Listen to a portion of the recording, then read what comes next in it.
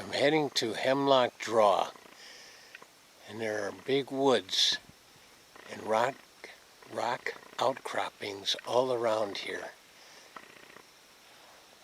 Across the road there's a cornfield, but again beyond the cornfield, big woods. So we've been here early in the spring. It's September now, mid-September, so it's late summer. So we're going to see what the difference is now, what we can see in late summer here. Hemlock Draw. At the gate here, there's some asters, and there's also snake root. The legend of snake root, this is a white flower that comes up in the fall like this after school starts. And the legend of snake root is that there's snakes around the roots, but I've never found any snakes around the roots. But the other legend is, if a cow eats the plant of snake root, it makes the milk poisonous for people to drink. Now there's more to the legend. The legend is that Abraham Lincoln's mother drank milk from a cow that ate snake root, and that's what caused her to die. At the beginning here is a nice sign talking about some of the high points of Hemlock Draw. And some of the high points are rocks called sea stacks. We'll see if we can find some of those. They were from at least 500 million years ago.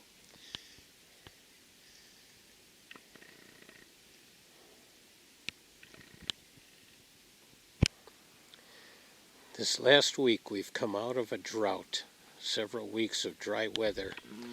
This last week we've had lots of rain, which is great for the mushroom crop and just growing mushrooms, different kinds. So we'll see what kinds we have along the trail here.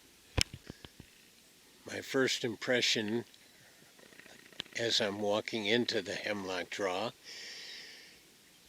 trees and low ground growth here, understory. No honeysuckle, no garlic mustard, no buckthorn, which is nice.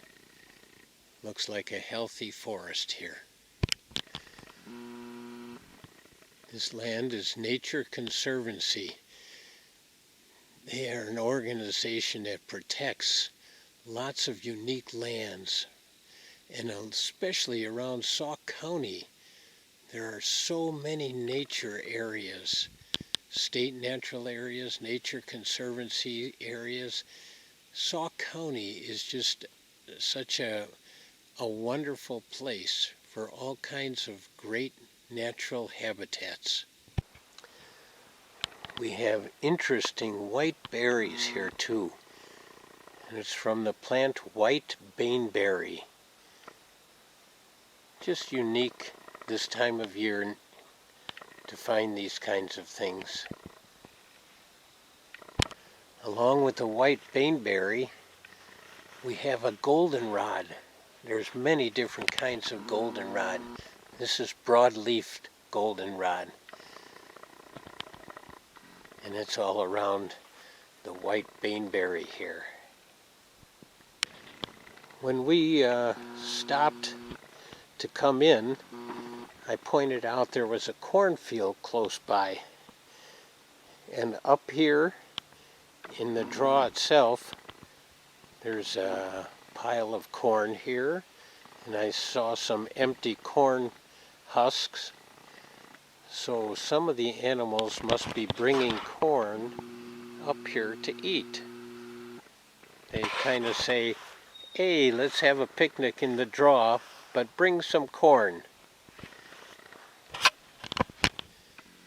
Oh, I got got a feeling we're going to see many different kinds of fungi today.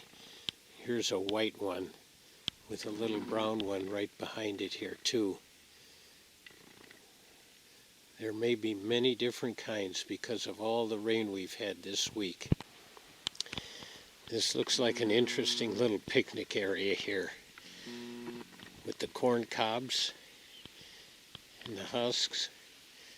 And up on this log here, some more remnants of corn. Oh, wouldn't it be great to see what was eating these corn cobs up here, right on the big branch sticking out and dropping things down below. I think there was definitely a picnic here. Maybe raccoons, maybe squirrels. Hard telling. Here's a sign about restoring the oaks. And they need a lot of light in the beginning. And this is pretty open around in here. And the reason they're doing it are for the acorns, because it's such a source of food for so many different animals and birds.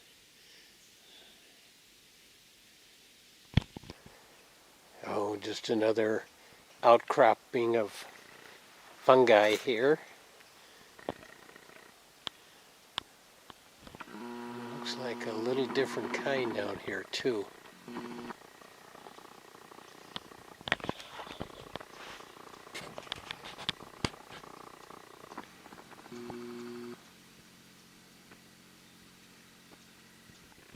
So many of these are so short-lived.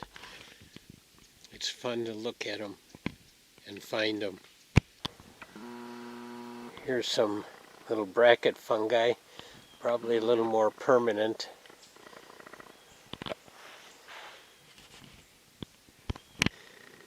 Oh, here's a couple combination things. Some brackets and some big brown ones. And a little tubular one here. That's an interesting one. And look at how the water settles into the center of these. Interesting fungi in the woods. Lots of ferns in the understory here.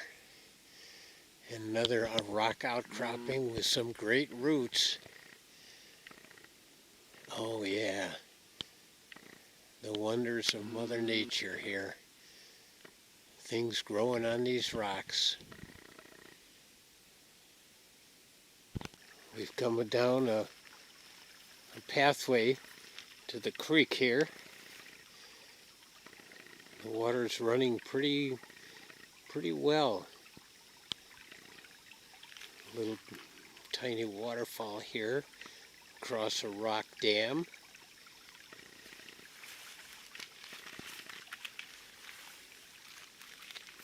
Another little area here where it's blocked, forming a little log dam.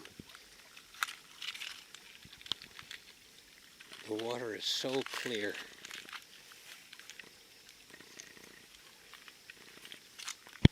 There's an interesting find here.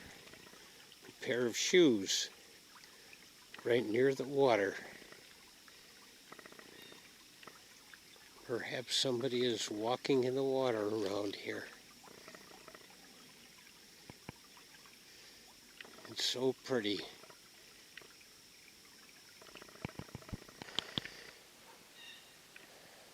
What an interesting old tree. And it's nice that it's left.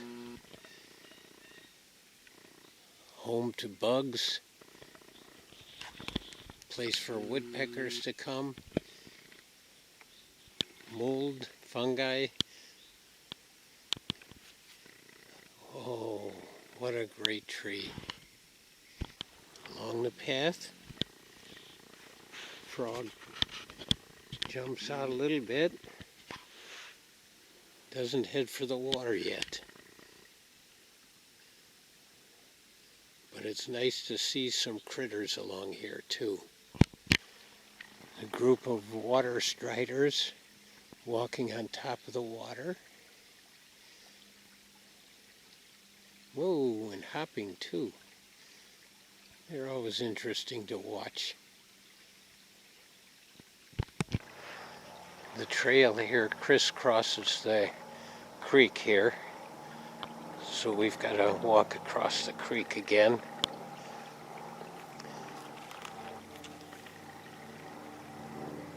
I think that's called immersion into nature.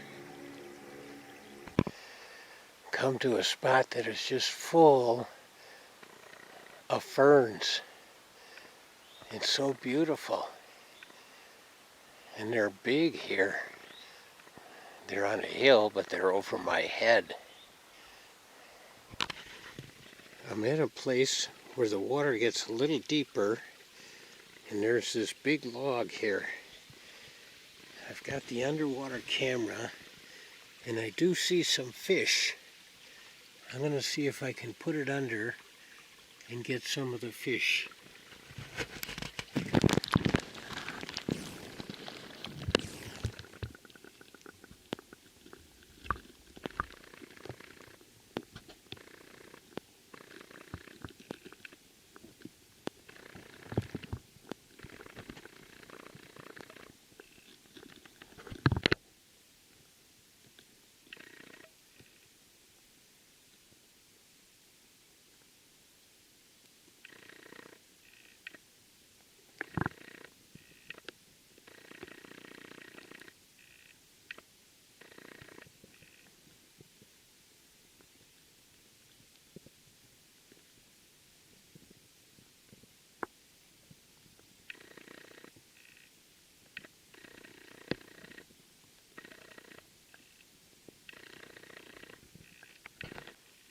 It sure looks like somebody's making this a home.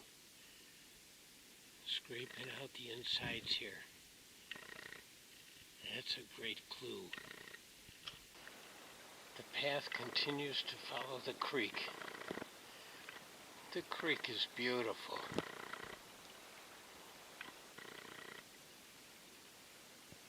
And the falling waters over the rocks are the only sound right now.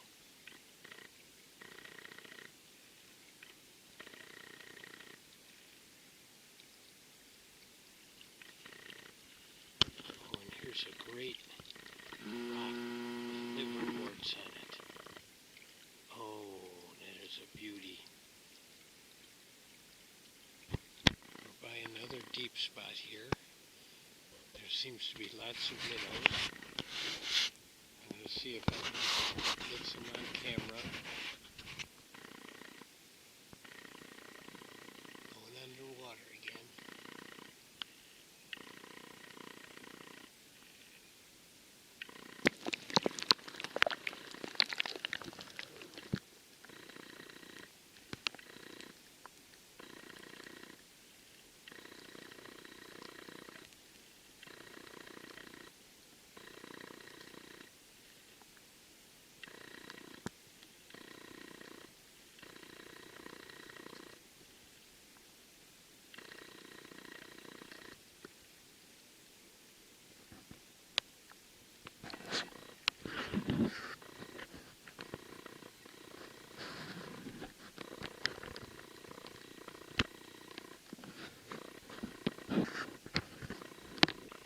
See if I can get in any closer to this underwater shelter here for the fish.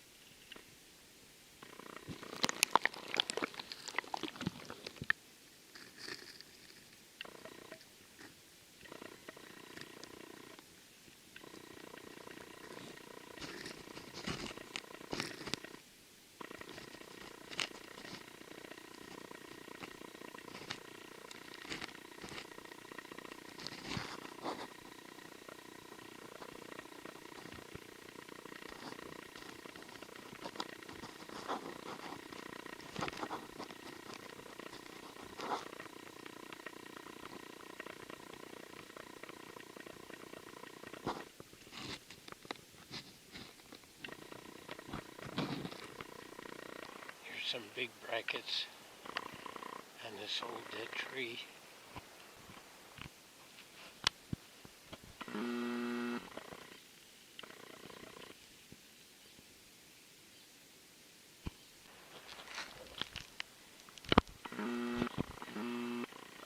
big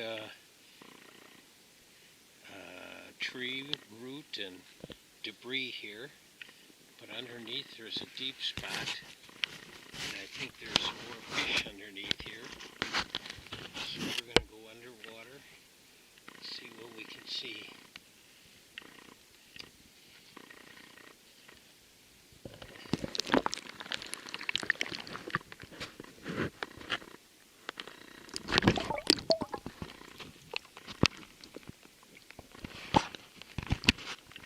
Try it again.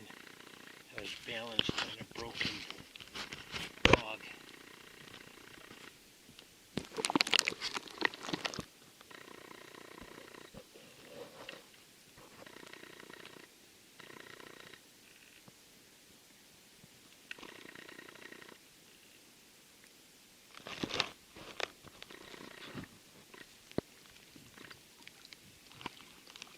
Couldn't really tell if there were any fish. This is a fantastic wall here. Goes right down into the water. Ferns and mosses, trees, right into the water. And there are fish in this little pond here. It's a little bit deeper, but they're fast, and they're not going to wait for me to get their picture. Another little frog along the way. Doesn't look like he's too anxious to jump in the water. The water's pretty cold. Oh, came to this nice boardwalk here. Looks like it was built over a marshy area, but it's pretty dry right now. But I think I'll follow it. I checked with iNaturalist, Seek app, S-E-E-K, and it says these are oyster mushrooms. Seems to be the season for them. Well, I'm thinking these are the sea stacks. They look like bearable quartzite and Abelman Gorge. They say they're 1.5 billion years old. Here they say they're at least 500 million years old. It's quite unique here. Big rocks.